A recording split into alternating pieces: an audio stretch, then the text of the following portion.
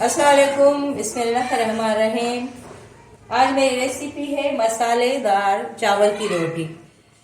इसको बनाने के लिए क्या क्या इसमें जाएगा आपको बता रही हूँ। हाफ के जी आधा किलो चावल का आटा है। इसमें पानी जाएगा हस्बे ज़रूरत। अब इसमें मसाला क्या क्या जाएगा ये आपको बताती हूँ। अब इसमें हम डाल रहे हैं हाफ टी स्पून नमक, इसमें हाफ टी स्पून हल्दी जाएगी। ये हल्दी डाल रहे हैं इसमें।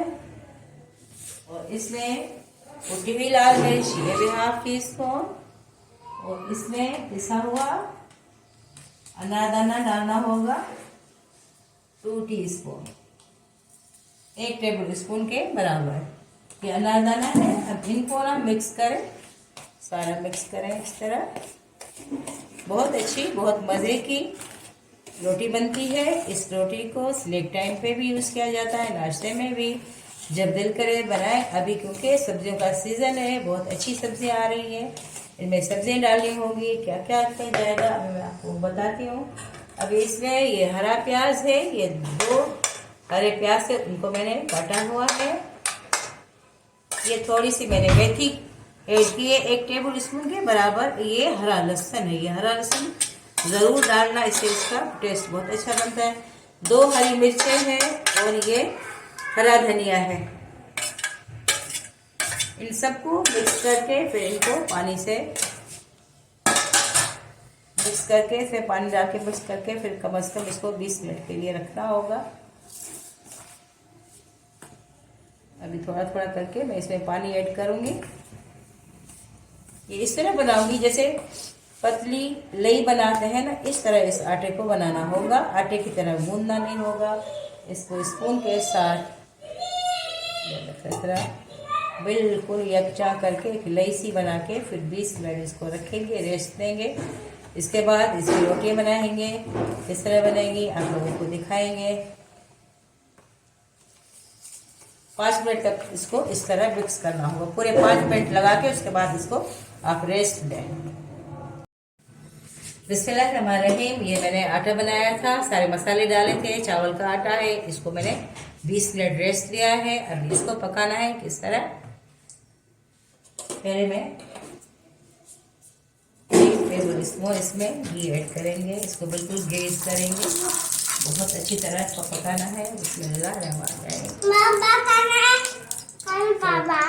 थोड़ा सा इस तरह में आटा डालें, इस तरह इसको इस तरह फैलाएं।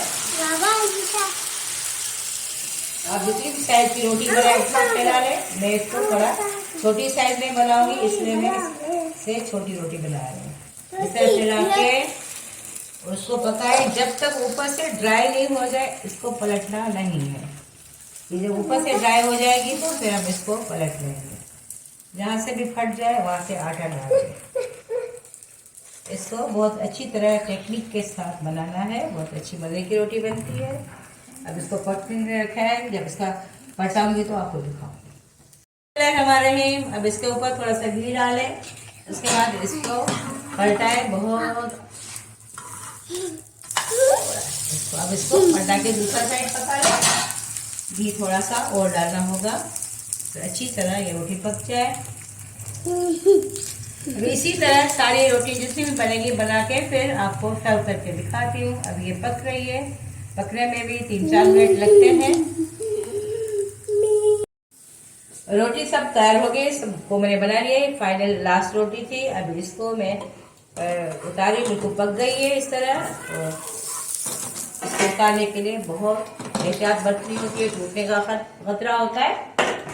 अभी सर्व करके दिखाती हूँ। बहुत अच्छी बहुत मज़े की रोटी बनती है, मसालेदार। ये चावल की रोटी बनाई है मैंने मसालेदार। इसमें मसाले जो डाले थे सब दिखाए थे किस तरह बनाई है। अब इसमें खाने के लिए बहुत सारे ऑप्शन है। पहला ऑप्शन ये है, आपके पास मक्खन हो वो लगा के आप इसी तरह खा सकते हैं। मक्खन नहीं है तो स्नैक टाइम पे आप चाय के साथ भी सर्व कर सकते हैं। नहीं तो अब जब भी दिल करे लंच के टाइम पे इस तरह बना के हम अचार के साथ सर्व करें। ये मिर्चों का अचार है, होममेड है, हमने खुद बनाए।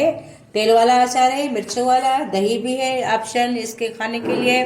दूसरा अचार ये भी है शलजम, मूली और गाजर के साथ, लेकिन ये भी तेल वाला अचार है। बहुत अचारों के साथ बहुत मज़ा देती है। आप बना के देखें, मेरी रेसिपी ट्राई करें, शेयर करें, लाइक करें, सब्सक्राइब करें।